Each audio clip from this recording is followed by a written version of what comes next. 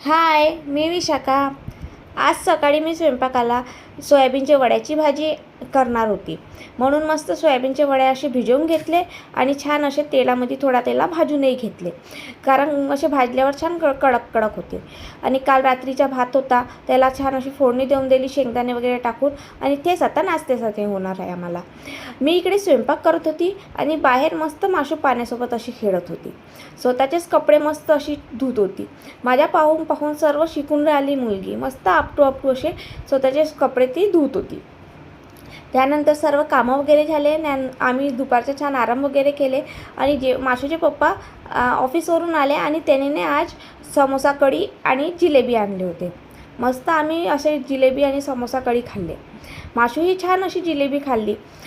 तिला भरपूर अशी जिलेबी आवडली. पहिल्यांदाच खाऊन राहिली ती जिलेबी. आणि माशूचे पप्पा इकडे छान असे समोसा कढी खाऊन राहिले. आमचं हे सर्व खाऊन झाल्यानंतर छान असे आवरून वगैरे घेतले आम्ही आणि फ्रेश झाले. आणि थोडी ऊन कमी झाल्यानंतर आम्ही खाली गेले. तर आज माशूचे मैत्रिणी आले होते माशूसोबत असे खेळायला. माशू गार्डनमध्ये गेली नाही म्हणून तेच घरी आले आणि हे छान असा कोणता तरी घरच्या असा गेम खेळत होते. लहानपणी तर आम्हीही खेळले आहे, पण आता मला नाव काही आठवत नाही आहे. माशूही त्यांच्यासोबत खेळली. थोडी घाबरत होती, पण ती छान अशी खेळायला लागली. त्यानंतर आम्ही वर आले आणि सायंकाळचा स्वयंपाक करायला बसली. आणि मी आज अंडे करणार आहे. आजचा शुक्रवार आहे. हो, शनिवार नाही, आजचा शुक्रवार आहे.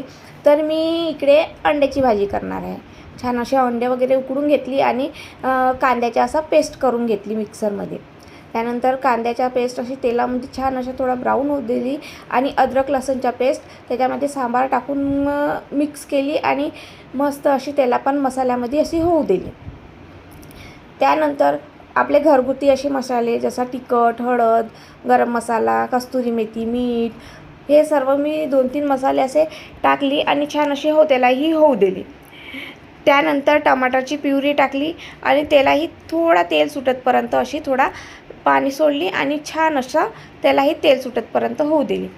त्यानंतर अंडे टाकली आणि अंड्यालाही छान अशी मसाल्यामध्ये होऊ दिली आणि मग जेवढा आपल्याला रसा पाहिजे तेवढा पाणी सोडली आणि छान अशी उकळी येतपर्यंत त्याला होऊ दिली. आणि इकडे उकळी आली आणि माझी भाजीही रेडी झाली. त्यानंतर आम्ही जेवण करायला बसले. आमचं जेवणही झाला आणि मग आता आंबे आले आहे, तर आता आंब्याचं लोणचं करायची सुरुवात झाली. म्हणून आज यावेळी माझा असा पहिलाच आंब्याच्या लोणचं म्हणजे थोड्याच आंब्याच्या लोणचं करणार आहे. म्हणून माशूचे पप्पा खाली गेले आणि छान असे आंबे वगैरे फोडून टाकले. आंबे फोडून झाल्यावर आम्ही वर आले आणि इथेच माझा आजचा ब्लॉग संपला. बाय.